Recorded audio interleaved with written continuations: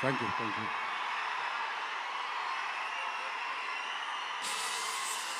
మామూలుగా ప్రతిసారి అరిచినట్టు మాట్లాడలేను, కొంచెం నొప్పిగా ఉంది. మీరు సైలెంట్గా ఉంటే మాట్లాడాల్సింది మాట్లాడేస్తాను ప్లీజ్. ఈ ఒక్కసారికి అర్థం చేసుకోండి.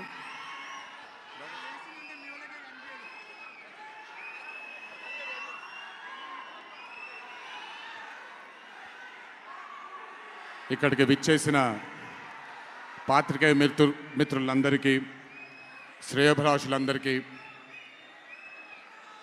Kantara movie cast and crew అందరికీ, ముఖ్యంగా ఇక్కడికి విచ్చేసినటువంటి నా అభిమాన సోదరులందరికీ నా నమస్కారాలు.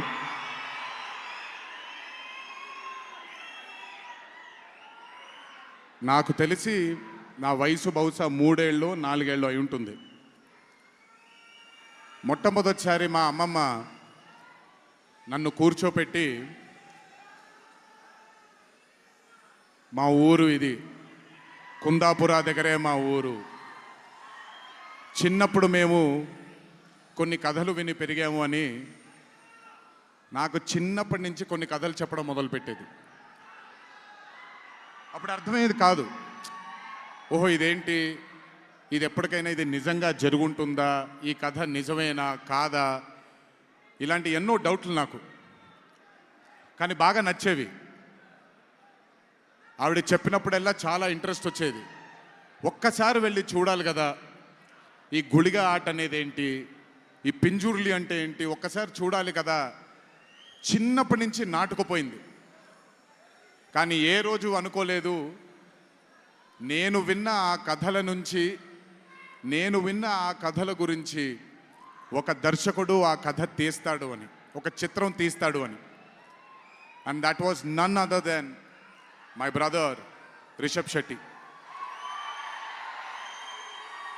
The stories I've heard as a child, when I saw it on screen, I was speechless, sir. I just did not know what to say.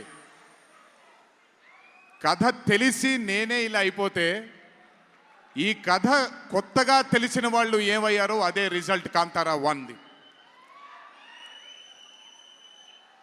Rishabh sir is a very, very, very rare breed of directors and actor. I've always had this, అంటే ఈయనలో director over power చేస్తాడా, dominate చేస్తాడా, actor dominate చేస్తాడా అని. But Rishabh సార్లో dominate చేసేది కేవలం ఒక director actor కాదు, 24 క్రాఫ్ట్స్లో ఉండే ప్రతి department. He dominates every department of all the 24 crafts.